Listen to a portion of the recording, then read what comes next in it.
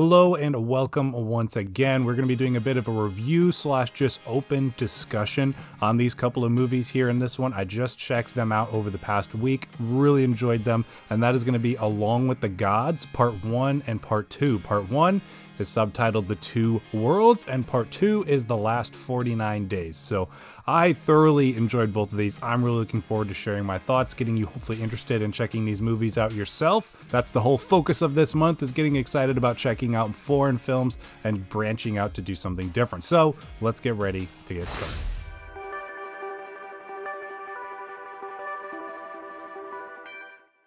Welcome once again, my name is Austin, and to kick off this video, we're going to start talking about Along with the Gods Part 1, The Two Worlds, and then a little later on in the video, I'll do my best to remain spoiler-free as we talk about Part 2, The Last 49 Days. Now, Along with the Gods are two movies that I had never heard of before. Up until a couple of weeks ago, we had some friends over for a game night. We were talking about some foreign films, random stuff, and he mentioned Along with the Gods, and he showed me the trailer for it, and I was like, dang, that looks pretty cool. I want to check those out. So I found them both streaming on Freevee, also Prime. So if you have Prime and Freevee, Freevee being a free streaming service, you can check both of them out on there. I did enjoy it so much that I went and grabbed the Blu-ray for the second one, and I'm planning on getting the first one as well. But that's besides the point. So Along with the Gods tells the story of Kim Ja-hong, who is a man who, this is not a spoiler, dies in the first scene of the movie. He's working as a firefighter and jumps out of a building to save someone. He's able to save the person,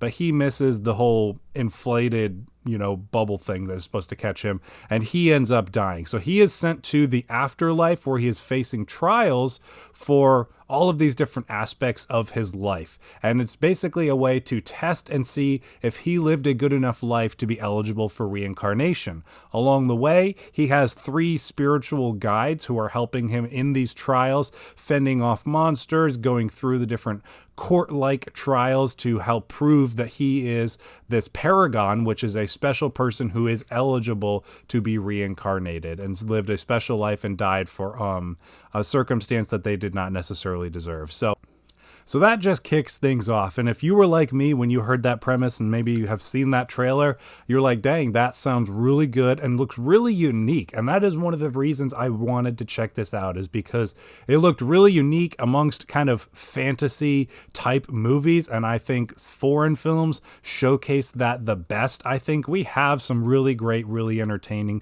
foreign films, fantasy movies that we put out here in the US, but so many of them are so samey and similar to each other. That's so rare to get something that's truly unique and kind of blazes a different trail to really make you enjoy and appreciate the uniqueness of the story. The whole supernatural world of this afterlife that takes place is so interesting and so vast and has such variety. Each of these trials takes place in a different kind of region of this afterlife and has its own unique visual style to it, whether it's kind of this oceanic sequence or this forest filled with blades or a desert or this huge Niagara Falls like waterfall. All of these different trials take place in these different areas and also kind of emphasizes the specific trial that they're going through. And both the action and dramatic sequences in these locations works really well for the story. It kind of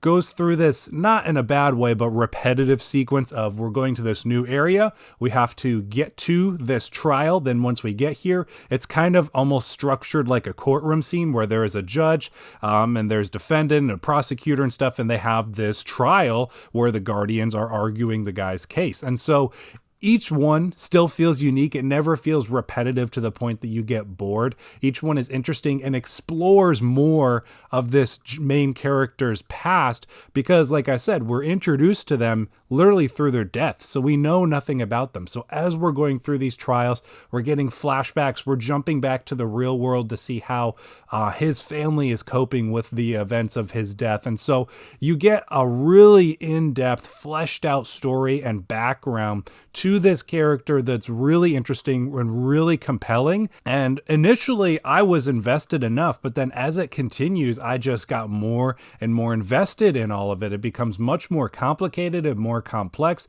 There's twists and turns along the way, especially in part 2, and it all comes together for just a really impactful, very powerful story. And though this is a part 1 of part 2, which continues in the 49 days, I still feel like it's very self-contained. This movie absolutely works on its own merit, and then in the final few minutes of the final sequence, it sets up where this movie's going next. And even from where it sets up where this movie's going, I felt satisfied with the conclusion that I was given. I felt like I had a full arc of a story, but then getting that set up for part 2, I was like, oh wow, I can't wait to see where we're going next, because this looks like a very different direction.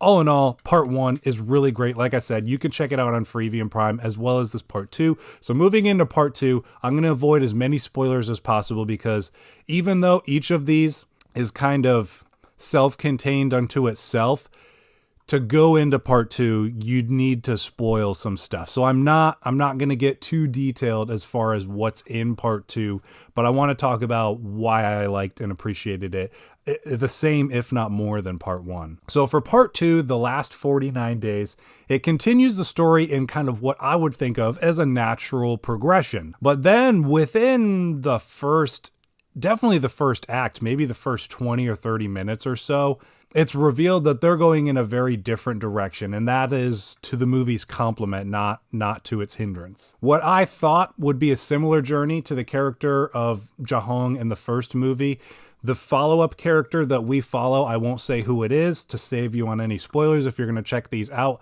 but I thought we were going to get a similar type of journey and arc for this character that I was still interested in, but was like, okay, are we going to do kind of the same kind of thing but with this character, or maybe different order? But then very quickly on, it's revealed that, again, not to the movie's detriment, I think this is a compliment, it's not necessarily about this character that we thought it was going to be. It's actually about these Guardians that we kind of got a little bit of background on in part 1, but then as we move into part 2, we get a lot more depth and a lot more background to them that I did not expect at all. It's filled with multiple twists and turns that I did not expect at all. As soon as I got one twist revealed, I was like, dang, wow, I did not see that coming. And then they expand upon it even more. So it's so well done and so well orchestrated as far as the story development. Like I said, continuing that journey that was established in part 1.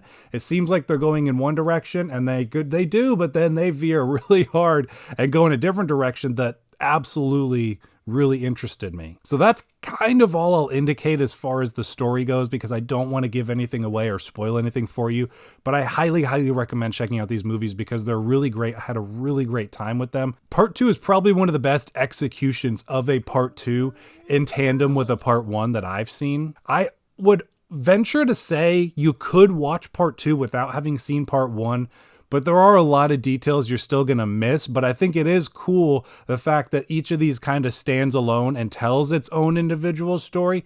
But when you put the two of them together, the way everything develops and is explored throughout is very, very well done and executed. So I don't recommend watching just part 2 or just part 1. I definitely recommend checking them both out together. The theme throughout, especially the second movie on forgiveness, is incredibly well explored throughout. Though it's from a different spiritual point of view and belief that I don't share, I was still compelled by it. And the fantasy elements that were shown on screen were so exciting and interesting that I still had a really good time with this movie. These two films are already ones that I've recommended to a number of people and wanted to recommend to here as well for you guys. I gave both of these movies a 4 out of 5 stars. So if you want to add all that together, this series gets a 16 out of 20. So thank you for checking out this video of a review kind of discussion. I had a great time with these ones and I was so excited to talk about it here. Thank you for sticking around to the end. Look forward to more videos in the Foreign Film February series coming soon, and I will see you in the next one.